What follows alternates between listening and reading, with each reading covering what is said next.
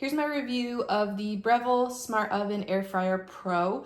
I've had this for almost a year now, and I actually got it as a Christmas gift from my husband last year, and I absolutely love this thing. I actually asked him for it, and he was like, really? It's kind of expensive. I don't know if you're going to use it as much as you think you are going to. And he says at least once a week now. He's like, wow, you really do use that a lot. I'm glad that you use it a lot. I use this thing every single day, and I'm about to show you some of the features it has, but this is what it looks like on the outside. It's a really nice stainless steel finish.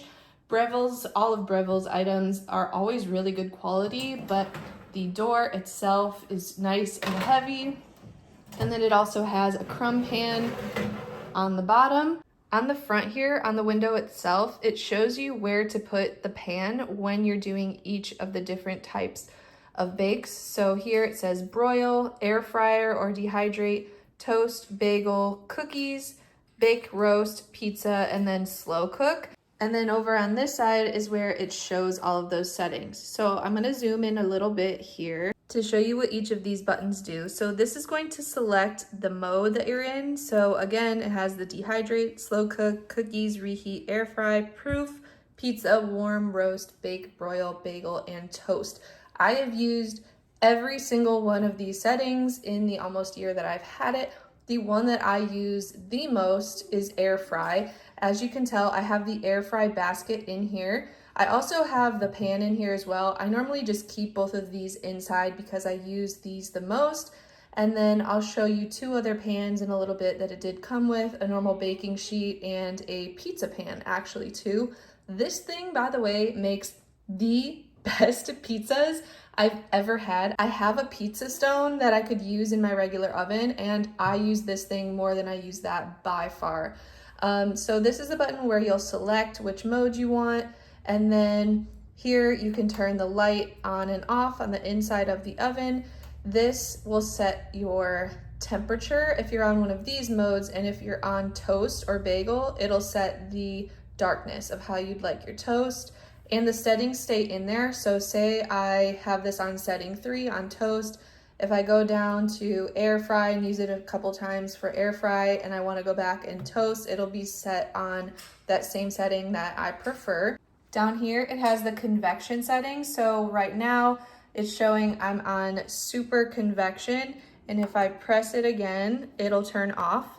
And again, will be normal convection. With air fry, I normally use super convection because it just cooks things so fast. And you also have the phase cook, the frozen button. So if you're making a frozen pizza, you can set that. Frozen cookies, same deal. And then down here has the Fahrenheit or Celsius. You can switch it between Fahrenheit and Celsius. And you can also hold this down so that it doesn't chime when things are done or when it's done preheating. And then this will just control the time. So like right now I have it on 13 minutes and it's in 1 minute increments. So there is that. And then it also came with these other items. It came with this nice pizza pan that gets the bottoms of the pizzas really crispy. And it also came with this baking pan and roast rack here. So this is everything that it came with. Again, I normally just leave the air fryer basket that kind of pops out when you open this up, as you can see in here, along with the normal baking rack. And I love that feature too, because when it pops out, it has that spring behind it. I don't have to put my hands in there and run the risk of burning myself. It just pops out on its own, like you see here. And then I normally just push it back in there. The glass has stayed really, really clean, honestly. Not much splatters in here. And what I normally do too is if I'm making something that is on the air fryer mode and I know it's going to have crumbs, like my son's chicken tenders, for example, I'll put a sheet of parchment paper down just so that the crumbs don't get to the bottom. That's why I've been able to keep mine really clean, because the air fryer basket is perforated, obviously, so the air is able to flow through. I don't cover the entire basket with the parchment, just where I'm going to have the food. So air is still able to move around it. And then again, a little closer look of the inside. It also has broil, which is really nice. I've used that quite a few times.